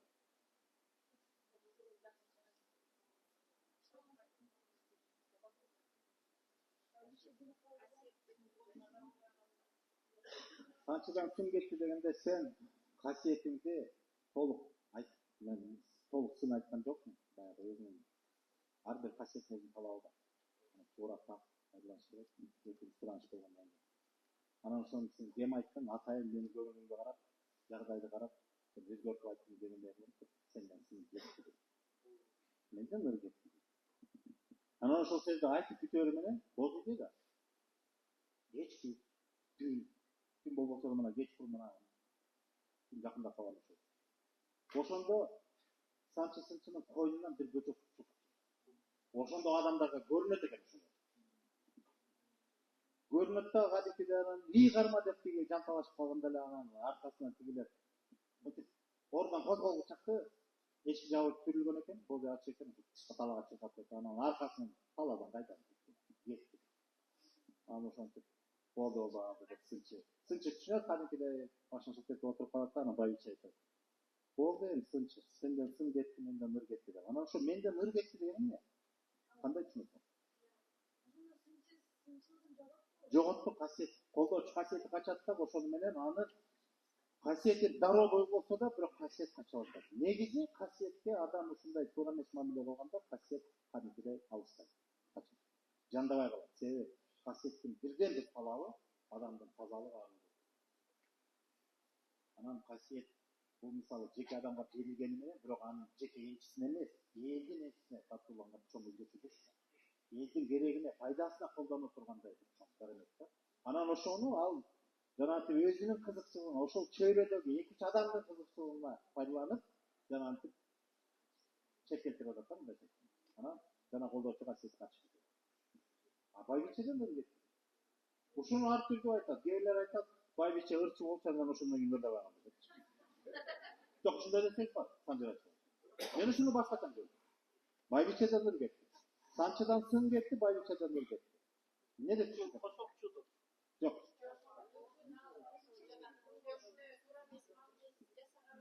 Ошол окуя санчыга байланышкан окуя. Бүгүнкү чейин жетти. Ушул жака жеткени ошонун өзү. Ыр деген сөз биз азыр кадимкидей жана уй кашты менен айтылган сөз эмес. Кыргызда айтат го, ырым эмне деп айтат го? Келген кишини келдим, ырымды айтты. Уктуңарбы ошондой сөз? Илгеркилер ушинтип сүйлөчү. Ырым эмне дегенде маңызы эмне? Же болбосо эмне максатың менен келдиң? Же сенин бул жашоодогу өрнөк тутканың, баалуулугуң, туткаң эмне деген мааниде көп кырдуу түшүнүп да ыр. Анан ошондо ыр кетти дегенде санчы жөнүндө ыр кетти, сөз кетти деген. Токтото албайсың. Ошон үчүн бизге чейин келип атат. Болбосо качан болгон, ким болгон, анын аты жөнү дагы, аты жөнү айтылат, бирок санчынын аты айтылбайт. Ошентип бизге уланыш эмес, санчыгадан айтылат. Бул ошондой бир мисал. Кийинки слайд. Бул күчтүү колдоочулар, Кийинки белги берүүчү колдоочулар, белги берүүчү. Бул эми мындай. Буга көп токтолбой эле коеюн. Жалпысынан эле маалымат берейин, себеби кийинкиси кызык турат. Убактыбыз бир аз бар экен. Белги берүүчү колдоочуларчы, бул мындай. Жана бул Нурлан мырза айтпадыбы, Арбактар, Ататürk. Кайсы бир деңгээлде алардын дагы ошол белги берүүчү учурлар бар. Качак мисалы. Түшүнөт. Кээде өтүп кеткен адамды түшүнөн адам көрөт, түшүнөн ошол кишилердин же өтүнүчү, же алардын бир көрсөтмөсү. Анан ошону кадимки ойгондон байкап иликтесе, чындап эле ошол жагдай бар. Мисалы кээде өтүп кеткен ата-энелери, апалары же чоң апалары, ай сен бир тууган ач калып жүрөт, үйшүп жүрөт деп койсо, түшүнөт. Анан мындай чоч ойгонуу анан бул мындай түштөр да мындай дароо унутулбайт да. Мындай түштөр эсте калып калат. Анан сураштыра келсе, чындап эле кыйналып жүргөн, же болбосо бир жагдайга түшүрүп, мындай бир нерсеге муктаж болуп жүргөн учурлар болот. Менимче бул баарыбызда болбосо да мындай бир жок дегенде бир-эки жолу жашообузда, турмушубузда болчу көрүнүштөр. Болобу силерде? Бул бир эле түш эмес, негизи. Анан белги берүүчү дагы белгинин да түрү бар, эми ал өзүнчө түшүнүк, бирок ошо белги сыяктуу адамдарга ушундай бир күчтөр, колдоочу күчтөр. Ал адамдын жеке өзүнүн касиети эмес. Ал мындай жандап жүргөн күчтөр ар кандай белги. Белги деген түрү да көп. Чыгам десе бирдемеге жетип калат, мүт калат, машинасы бүтүп калат, дагы бирне. Демек чыгарбайт. Ушул сыяктуу белгилер болот да. Аны да окуй билиш керек. Кээде жөнөкөй болот, салакылыгы менен бутун кайрылып алат. А кээде түпкү жерден чалып атпайсың. Анда ойлонуш керек. Же болбосо бир эмес катар менен чалып атсаң, маселе бар. А өзүң салакылыгы менен же мас болуп чалсаң, анда арак ичпе дегенде. Бул белги. Эми мындай түшүнүктүү, бул мындай кадыр эсе көрүнүш, буга көп токтолбойлу, кийинкисин кезекти берсең, кийинки слайдта. Ошонго көңүлдү бургум келет. Өзгөчө колдоочу. Мен бир ушул темада бир ушундай эле бир чоң лекцияларда айтып жүрүп, анан бир талаш жаралып калыптыр. Мен ошону алдын ала айтып коеюнчу. Мен санжырачы эмесмин. Бирок санжырам кызык окуйм. Анан Санжирадагы кээ бир окуяларды мисалдап туруп айттым. Анан ошол жерде ушул мисалды айтканда бир топ санжырачылар аябай чоң сын айтыптыр. Мен деле аны кабыл алам. Бирок менин жүйөм мындай. Мен санжыра айтуу максатында эмес, мен ошо санжырадагы мисалды ушу колдоочу касиеттердин көрүнүшү, чечмелүү иретинде айттым. Анан ал жерде дагы маселе, мен окуганымды гана айттым, өзүм ойлоп тапкан жокмун. Мен ошол дарегимди көрсөтөм азыр. Кайсы китептен окугам, автору анан алгандай жазган маселе анда да. Бая мен өзүм жоопкерчиликти качуу эмес, бирок мен ошо окуган маалыматымды да шилтеме катарында берсем, анан ошол жерде ошондой жазыптыр. Анан ошон үчүн өзгөртпөй туруп айтам. Себеби мага коюлган жообунда жазды да, ал Санжырада 5 эмес 6 же 7 баатыр болгон. Мен окуганым 5 эле. Ошо экен. 6 баатыр. Берсем, слайд. Садраке деген китепти окудуңарбы? Бул Гөлдөй жана Садраке деген болгонго, бул өтө жашап өткөн билесиңер. Ошол кишинин өмүр баяны могул китепте баса бул экинчи басылышы. Жок, бере. Ахмат Карбай деген аксакал киши жазган. Мен бул кишини көргөм. Бул киши өтүп кетти, бирок бул кишини өзүм көргөм. Сүйлөшүп калдык, айтышып. Анан бул киши бул ушул китеп бул экинчи басылышы толукталып, архивден табылган документтерди кошуп жазып, ошол Садракенин ишмердүүлүгүнө тиешелүү бир топ маселелерди кошуп жазган экен. А биринчи басылышындагы китеби ал өзүнүн баягы Санжыра иретинде айтылган окуялар. Мен ошол жагын айттым. Экинчи китебинде деле бар. Анан ошол китепте бир окуя бар, кийинки период. Алты баатыр экен. Алты баатырдын окуясы деп коет экен. Гөлдүк аксакалдар, санжырачылар талашып билбегим менен сүйлөп дептир. 7 баатырдын окуясы экен. Мен 7-чи баатыр ким экенин да билбейм, ошон үчүн бул китепти окуган боюнча айтып берейин. Маселе каармандардын да деле эми каармандары бөлөк болсо деле маселе колдоочу касиеттер жөнүндө болот. Анан ушул жерде мындай бир окуя. Bir кезде bu insanlar tanımalı mısın? Kavarlar var mı bilgiler? Balba, Canik degene, Ömür, Nurdölöt degenler. Bu ошол баягы 19 кылымда жашап өткөн Гөл өрөөнүндөгү баатырлар. Эң жолу боюнча дагы, таашири боюнча дагы улуусу деп коелу. Балбай баатыр doğru. Балбайдын заманасы деп коюшат эми. Ошол кезде мындай бир окуя болду. Китепте жазылганын айтайынчы, анан мен жамандап алам. Мага деле өзү жакпайт ушулчу. Мынтип жазылат да. Жөн жата бербей ийгитти. Анан казактан кайсы бир заманда өтүп кеткен кумду куйбуз деп кыргыздар анан казактар жылтып кетти. Мага ошол ойной жаккан жок чындап. Бирок ушул жазып. Мен мындай деп болжосунда мүмкүн баягы бир маселе болгонду. Же болбосо ошо казактар менен маселе чечиштин атайын бар жылкы тийип, анан куугун күтүп, себеп куугун күтүшөт да. Анан ошо менен маселе чечебиз деген бир шарт менен жылкы тийет. Жылкы тийет деген сөз жылкысын уурдашат деген. Анан ошол китепте баса өтө кызыктуу нерсе. Гөл өрөөнүнөн чыккан Каркыраны аралап өтүп, Илей суусунун аркы өзү анан казактын жери башталат. Ертыш. Ертыштын аркы өзүнө чейин Каркырадан бери бул кыргыз. 19. Биз кийинде де солот. Мейли алып башталат. Анан ошол жерде ошол Иленин аркы өзүнө өткөндө анан ошол жерде Райымбек деген бир бай деп коет, ошонун жайлоосу экен дейт. Жер жайнаган жылкы дейт.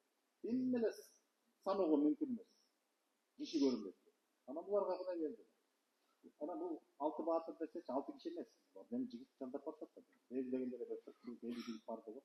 Кыскасы анан ошол жакта чекесинен тандап, жылкы үйүр менен талайынан суунун аркы өзүнөн беркебезине өткөрүп туруп анан айдашат. Анан четинен чубатуудан өткөрүп, улам үйүр менен бирден жигиттерди айдап отуруп, жактан куугун чыгып калса токмок отуруп алса. Кыскасы ошентип каалаганча жылкы алгыча бирөө чыкпайт, бир жан жок. Орусча айтканда бирин качуу. Анан жайнаган жылкыны алып, анан айдакчысы калбай калып, болгон кишисин баары бирден үйүр айдап отуруп, анан болду, жетет деп анан айдап кетип, анан Каркырага жеткенде болду. Эми бул жерден тозолу деп туруп, анан Балбай буйрук берет да айтат. Жигиттердин көбү жана айдакчылар менен айтат да, малын алып кеттилер, болду. Анан кароолду тургузат, Каркыранын чокулатын кырларына тоогон. Куугунду күтөбүз дейт. Өздөрү болсо бир жылкыны ошол жактан союп калат. Кыргыздык ошондой экен. Анан Өмүр баатырды болсо айылга берет. Сен жылкылар менен бара бер, балдар менен. Айылда да эмне болуп калбасын, ал жактан эмне болуп калбасын. жол тиіп қалса да біреу жарым болып тұрсын деп аны аяққа жібереді басшы. Қалған 5 батыр қалады. Бүгінгі күн. Қалады, анан жақтан хабар келеді да, келе жатады. Анан китепте жақсы жазылады да, суреттер үшін. Келе жатады. Шаңын зырғытып келе жатады. Жалғыз келе жатады. Сүрдүү келе жатады. Қорқпай келе жатады. Жүріші қатты дейді. Олар алыстан жүрішіне де бағамда түшкенде, олар болды. Мәселе мындай екен. Аны тегілер де байқайды. Берке қарулдағылар малына жеткізіп айтады. Анда жақсылап қарашы. Жалғыз келе жатса, таянары барды, анда арқасында келе жатса керек қолы. Жақапталында. Тегірек жақсы жақсылағындағылар десе. Бүт қарады. Жоқ, тоқталды. Жалғыз келе жатыр. Мүмкін емес. Қарашы басын. Денді келе жатыр. Сүрді келе жатыр деп. Олар жақында отырды. Анан кимisi olsa da тоқол, не деп анан 5 батыр жатады. Жатады дегенім мен бай. Қазан асып алып, отырады, күтіп отырады. Анан тигинин жақындаған сайынан сүрөттөр уже керемет да, кызгаты бир батыр экен да. Анан ошол китепте айтылат. Райымбек деген байдын Бердикожо деген уулу. Бирок ал батыр. Ошо Бердикожого келгенде да чыңкалып чыкты. Санжырада Бердикожо деген башка бир уулудан, башка атасы бөлөк болгон Бердикожо батыр бар. Ал айтылуу баягы Аблай доорунда болгон. Ал бөлөк. Бул Аблай эмес, бул Бердик. Бул бөлөк Бердикожо. Аты баштар болот да. Бүгүн деле мелистен катып жүрөт, мисалы, ошондой сыяктуу да. Анан Бердикожо деген батыр экен, ошол Райымбек Бердикожо келет дагы анан тигилерге жакындап келип түшүнөт ал алыстан. Башчысы ким экенин баары айттырбай, суратпай эле баарын түшүнөт. Балбайдын түйүнө келип токтоп, аттан түшпөй туруп салам айтып туруп анан айтат. Бүт баары сыдырып бир карап, анан айтат. Сөзү бар, азыр унуткан, кыскасы мындай өнүп айтат да, сөз айтпайм. Сөзү башында мындай болот. Малды алдыңар. Алсаңар өзүңөрдүн алгансыңар. Албан менен кыргыз бир тууган дейт. Албан угусунан экен да. Бир тууган болуп дегени ошо кыргыз менен канатташтык деп мындай жакын болуп деген маанайда айтат. Бирок казакча. Анан ага деле мейлинде, бирок баланча деп бир айгырды айтат, ошол үйүрү менен кайтарып алганы келди. Ал меники эле. Ошону берди. Анан деп туруп жалгыз караңар ошо киши. Жакта кароолдо турат жигит. Жакта анан баары сыдырып өтүп айтат. Эң жакшы жигитти, ошо 5 батырдын ичинен. Теке кара томолоңордун бөлөгүнө бир-бирден чыкпай эсаж. Эгерде баарыңарды аттан түшүрсөм, анда ошол айгырды үйүрү менен мага кайтарасың. Эгер жок мен жеңилсем, анда мал да силердики, ошол үйүр да силердики. Эч мен жок. Доом жок, мен кайтарам. Деп туруп шарт коет анан. Сен башка деп туруп балбайды көрсөтөт. Таң калышат берди. Анан эмне кылабыз дегенде балбай айтат, борно козголуп мен айтканыма көнөлү, шартына болсун. Себеби булар билөлүк да. Булар жылкы тийди да. Эми шартына көнүшкөн. Анан экөө ат менен экөө эки тарапка. Алыстап барып анан бет маңдай келип турган эсаж. Эсаж дегенде мындай найзанын учун алып калып жөнүнө. Бакандыкта иштегенде. Ошо менен бир беттешкенде эле найзалары бырчылап мындай сынып кетип, анан өкөтөң аттан түшүп, найзалары жабысып болуп калып, анан катуу сүйүшөт. Анан кайра бай эреже боюнча кайра найза алмаштырып, анан кайра алыстап туруп, кайра беттешкен баратканда, ошондо Бердикожо айтат. Балбай болду, сен экөөбүздү бир түшүп. Эми кийин чыксын деп талап коет. Анан ошол эми баягы айт бизде деген чечилип коюп, анан балбай айтат. Анда кийинчиси деп туруп, анан кийин Жанек. Жанек батыр менен экөө беттешкенде аны аттан кыргыта сүрөт. Анан чулум чыгат. Чулумду да ошентип одар. Анан чулумду одаргандан кийин анан токтотот дагы тиги Бердикожо. Анан балбайды карап айтат. Балбай. Айылыңда дагы батыр бар бизде. Көрөсөтпү ошентип сүйлөп. Буларды карабайт деген сыяктуу болот. Анан ошондо тиги бирөөсү молдосу жекимисе уже кындан кынышын сууруп даярданып атса анан токтотот жок кылбайт. Айт бизде дегенчелик кылып анан айтат. Бар, эмне болду? Анда алдырбайсыңбы тамаша куралды? Көрөсөтпү? Жалгыз келип, ошон бар. Жанача батыр менен беттешип атып, анан экөөнү чыкты туура. Балбай менен мындай тең болуп калды. Анан алдырчам ошо менен тамаша кылып анан ага жигит жиберип Нурдөлөт кимде өмүр баатырды алдырган кетчиси эми айылга кетсе канча убакыт өтпөй ал жөнүндө айтпайт ага чейин булар аттан түшүп тамак жеп тамаша кылып сүйлөшүп карасаңар эркектер сүйлөшүп кадимкидей даамдашып тамак ичип ошол жерден жанагы анын жылкысын сойду да анын жылкысын өзүнө тамак кылып берди ошентип аны коноктоп турчу ошентип отуруп анан бир убакта келатат болду да канча убакыт өткөн ал жөнүндө айтылбайт далайлуу убакыт болду анан ар жактан карааны көрүндү келаткан экен кайра Өмүр Баатыр деп беркилер кыргыздар эми кызык тамаша көрөбүз деп камдаңасып ушундай бир сөз кыла баштады анан тиги бердикожо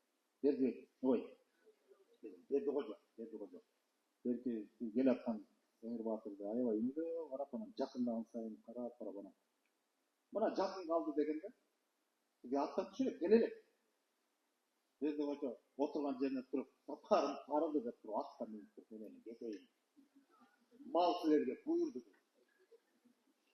десе эч ким эчтеке түшүнбөй калат анан тиги өмүр жакынлашып атат саламдашат алек алышат деги чогуу тиги аттанат кадимкидей атка минип алат анан балбай чыдабай кетет ой боорум бул кандай тамашаны түшүнгөн жокпуз тамаша курам деп атайын өмүрдү алдыртсаң биз бүтүп атсак сен өзүң да бүтүп атсаң анан беттешпей туруп кеткениң бул кызагадаң арбагына деле жакпайт го дегендей бир сөз айтат да намысына тигиге десе жок бул сапар жол болбогон анан айтчы себебинди эмне деп анан ошондо айтат менин колдоочум деп жолбош бердикожо бул баатырдыкы да жолбош экен бирок мунуку эркек экен меники ургачты ушкан анан тигинин колдоочусун көргөндө мен жолбошсуң дейт анда кантип деп коет куйругун кырчып менин аркама жашына түшпөйдү бүттү жол болбой калды деп мен ошону туйдум дейт беттешпейм сен экөөбүз беттешкенде эл үчүн токтотконум дейт сенин колдоочуң көкжал карыштыр дейт балбай меники жолбош сеники көкжал карыштыр экөөбүз беттешкенде найзабыз бычырап кеткени экөөбүздөн жерден козголбой турганыбыз колдоочулар кадимкидей тырышып аягына чейин турганга даайыр болду анан көкжал беттегенинен кайтпайт деген мен билем сенин колдоочуң күчтүү экөөбүздүн бирөөбүз мен деле оңой эмесмин экөөбүздүн бирөөбүз мерт болмок канчабыз эмне кереги бар ушунча токтоп болбосо тең экенбиз ошончо деп айтып бүтүп анан тигилер жүйөсүнө канат да анан макул эми жол болсун дегенче элек болуп анан кайрылып баратып анан айтат экен сен тиги кара томолок болгондо баарыңарды жайламак экен деп кайра бирөөнү көрсөтөт кимди дейсиң Нурдөлөт Баатыр деп коюп тизгинди кое берет да аны узатат эркелер калат анан эмнеси деп баса мынтип айтат мунун колдоочусу баарыбыздан күчтүү дейт ал эң жаш экен мунун колдоочусу баарыбыздан күчтүү ушул болбогондо анда силерге буйрумак эмес дегенче айтылды да ошон үчүн бул сапардын маты силерге мал да буйрсун жанагы көздөп келген айгырдын үйүрү менен ал да силерге буйрсун эч доом жок капа жок ушун менен кетиштик да анан кеттим деп анан ушундай бир окуя болгон экен эми санжырада айтат анан ал кетти беркилер калды баары мүрдөлөп кетти сырыңдай эмне тамашаң бар эмне болгон колдоочу жөнүндө сөз болуп атат деп айтат да анан тиги да айтат бул баланы жылаңач кыдырып болбойт экен жылаңач кыдырып анан эгерде бул болбогондо жол сеники болмок эмес дегени анан айтат го кандай жаныбар болбосун адам баласынын алдында жол өтпөйт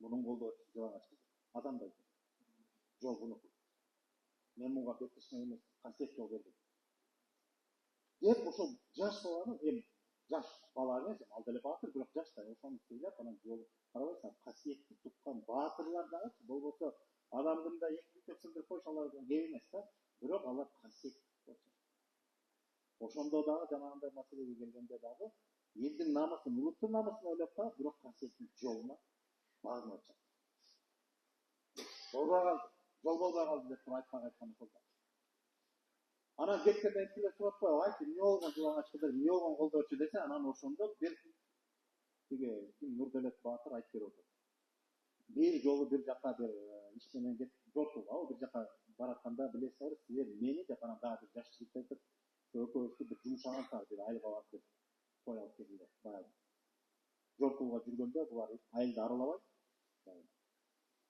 Жортуу деле эмес, бир жортуу сыяктуу бир ишке баратканда элдин көзүнө көрүнбөй барыш керек экен да. Айылга барып, кадимгидей эл катары мен таанган адамдар да бар.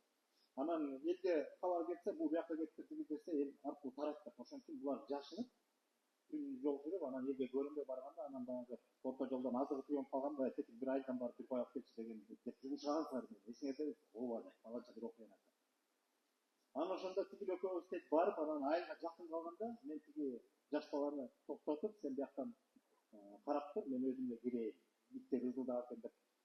Акыры корого жүрүп барып туруп, бир колду бир ирикти тандап, арткы санынан кармаганда эле маңдайымдан бир бала пайда болду. Байке, бул сеники эмес деп. Анан чочуп кетип, биздин баласы токтоп кыйын экен деп кой кеткен. Кой эрел менен тигилден тайнайды. Көрбөй калды. Ой, жаман чарчаган экен, көзүмө көрүнчү көрүнө баштапты деп өзүм күлүп койдум. Анан тигил коюп койду да, кайра аны издейт деп түн ичинде караңды. Анан кайра тесип алып чыгып кетип кором алып. Ошондо да үркүтпөй булардан байкайсыңар. Иттер чек алдырды. Анан ошо дагы бир ирикти тандап алып, эми буну алдым деп тандагандан аны карамасам дагы жанагы бала чыкты. Байке, бул сеники эмес деп баягы сөз айтты. Анан экинчи рет көрүнгөч бул бар экен. Бияктын нийиси турбайды, анан кой берер замат ал жок. Анан жол болбой атат депти. Анан артка кайттым да, анан тил балага айттым, иттер жаман ызылдайды, койчу кетти. Анан силерге айткан жылдам эсиңерде, иттери ызылдап экен, ала албай койдум деп кайтпадык эле, бир күн ач калбадык эле. Ошондо ошондой бир окуя калды. Бирок эч кимге айтпадым. Анан эми мындай эле болуп калды деп.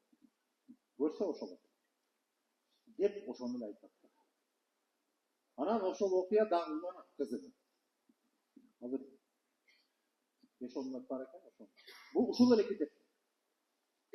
Деп ушуну айтат дагы, анан бул Садыр экенин ушул окуяны кайдан билет? Нурдөлөттөн. Садыр эке ал кичинде. Нурдөлөт өлөөнүн алдында болуштук кызматты Садыр экеге кыйгарат. Билесиңби? Тарык ошондо. Анан эл таң калат. Өзүнүн балдары турса, кайдагы тейтакка бирөө берет деп. Өзүнүн байычеси да жаман көрөт. Анан тиги Нурдөлөттүн кийинки аялы Буручан билесиңерби? Ал да кыйынчыраак, анын балдары жаш. Ал бийликке татыксыз, жетелек эле жаш турган. Анан бул Буручанын кылганы, байыченин балдарынан ара көрбөй, анан тиги бетиде эл арасында ар кандай сөз жүрөт да, бирок ошондо Нурдөлөт барып чакырып айтат. Жок, менин чечимим болду. Бир гана Садырга тапшырам, Садыр алып кетет деп, Садыр экеге ошону тапшырат да болушту. Анан кетет. Ошондой санчырат айтат. Анан мындай окуя кетет.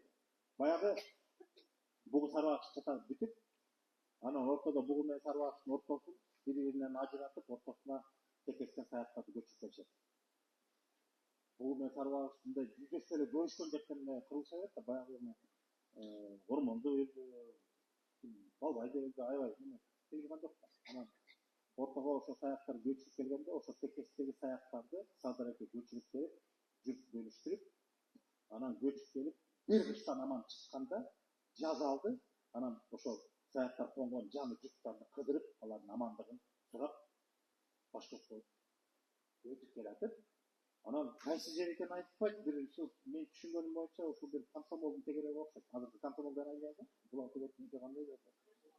Ошол айылдын тушунда бир жерде айтат, бир дөң бар эле дейт, анан ошол дөңгө чыгып алып, мындай көлдү көрүп басып, көлгө да аябай жакшы көрүнөт. Анан ошол жерден өзү жалгыз баарын кыдырып өтүп, бир тууган агасы же иниси өтүп.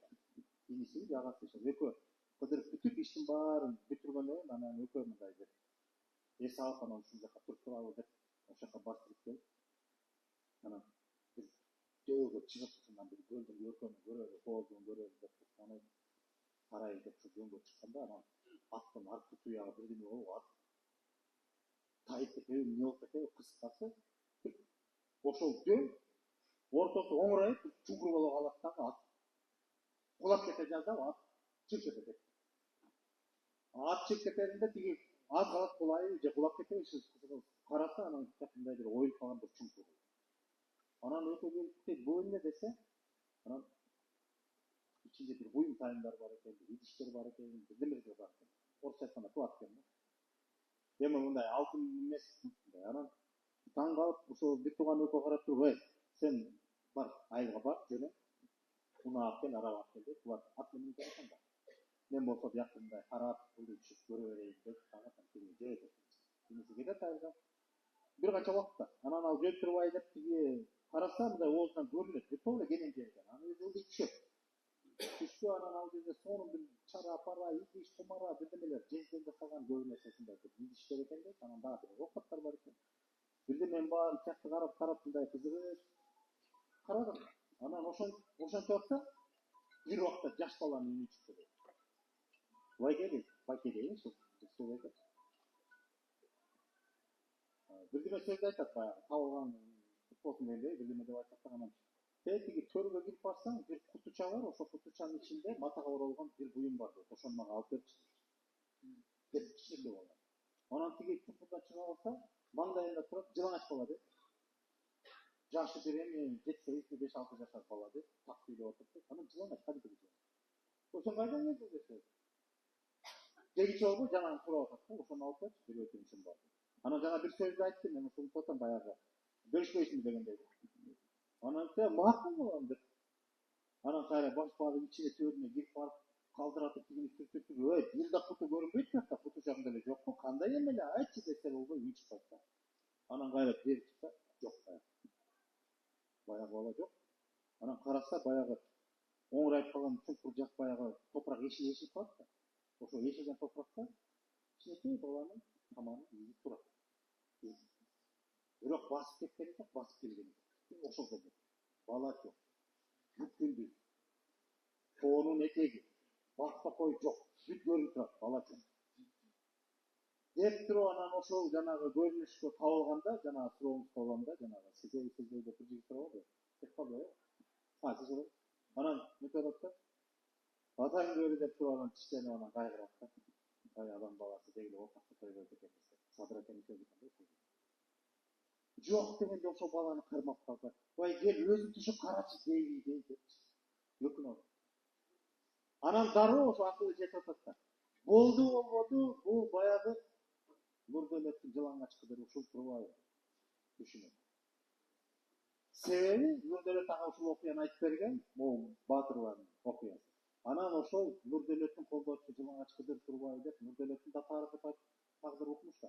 Анан ошол колдоочусу мени жандап келген турбайбы деп бир чети сүйлөп калып, бирок мени анын өтүнүшүн аткарбай калдым деп анан кайгырат. Же буюмун тапкан жокмун дейт, же өзүн кармаган жокмун дейт. Анан аябай өкүнөт. Жок дегенде ушул мага ушул жашка жеткен ушул мага керек беле. Ошол баланы кучактай алып туруп, ошол кийгизип туруп гана өзүң кандайча каалаганын алчы дейсем эмне болот эле деп кайгырган бойдон калат да, бирок ошол эле. Деп анан ошо китебинде ошону эскерип айтканы бар деп акыртага жазып. Ушундай билет. Эми муну бул жомок азыркылар үчүн. Жана илгерки балдарга, илгери бизге жомок окуп бергенде, бирок жомок эмес да, бул жашоодо Кыргызда тарыхында манасынан баштап биздин турмушка салжырада көп ушундай окуялар айткан. Ушундай болгон экен. Бул ошол жанагы өзгөчө касиет дегени ар бир демекчи баатыр болобу, бир көрүнүктүү адам болобу, аны бир жандаган колдоочулар болот. Ошол эле. Мисалы жанагы Курманжандыктан мисал калбадык, Жалынбек атка. Негизи Алымбекти жандайт болбос. Анан кийин Курманжанга алды бөлгөндөн. Киного ишенемиз. Кинода көп нерсе туура эмес. Негизи. Киносунда да айтат го, Алымбек кеткени жолборс көрүнбөй калды, ошо өзү менен кетти деп кайгырып жүргөм деп айтпады киносунда да. Негизи маңызы ошо Алымбектин колдоочу касиети кийин ошо Курманжанда жандайт. Себеби кээ бир колдоочу касиеттер, мисалы ошол эле Алымбек тапкан мисал. Бул колдоочу касиет ошол бийликке тиешелүү касиет. Алымбек өтүп кеткенден кийин ошол бийликти таптып алып калган ошо Курманжанда аткан ошону жандап өттү. Ошол сыяктуу. Ошол эле Садыр экени айтып атканда. Бул Нурдөлөттүн касиети эле колдоочу касиет. Анан кийин Садырга өтөт. Себеби Садыр экеге Нурдөлөт өзү өткөрүп берип атат болушту. Sen алып бара аласың, сага тапшырам деп болушу керек. Анан кийин болуш болгондо жана чек ара маселесин чечип, өтө салып айтам мен. Чек ара маселесин чечип, жанагы кадимки азыркы Пакшал тоонун чеги менен Улуу тоону чек кылып, ушундай чек аранын бөлүнгөнүнө өтө чоң салым кошкон ушу Садыр эке. Анан Байзак Батыр бар, Шамдан бар, дагы бир топ комиссиялар эле. Бирок ошолордун катарында ушу Садыр эке. Ал чоң кызматын өтөдү мындайча.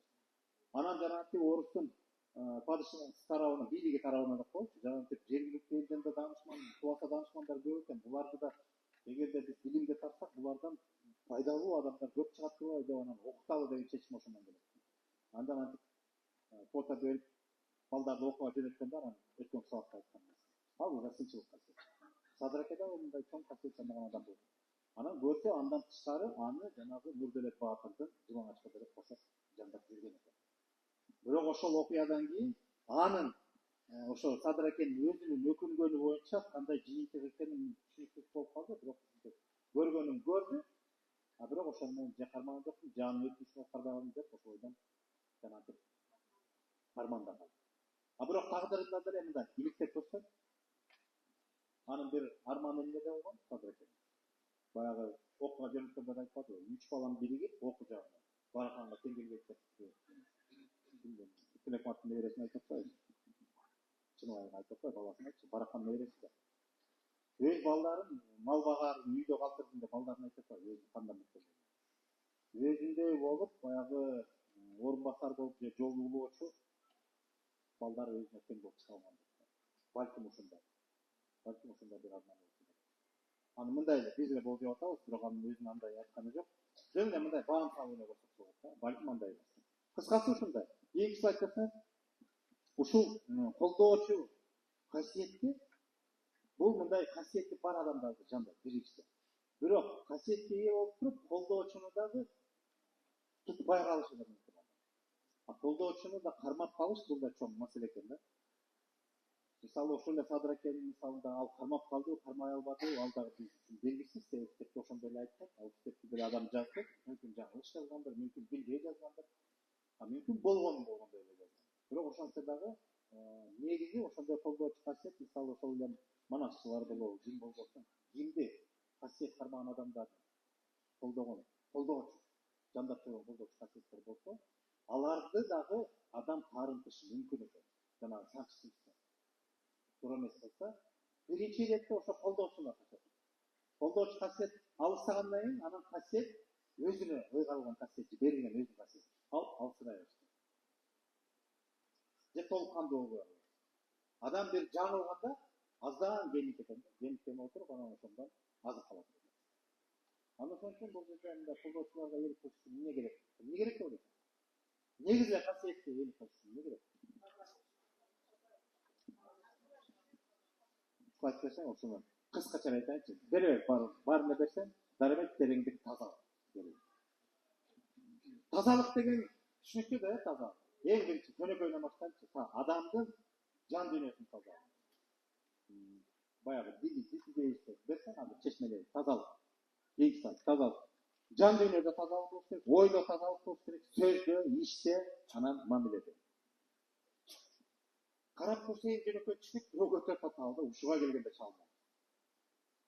Ойдун тазалыгына жетиш бул өтө чоң. Жеткендер бар.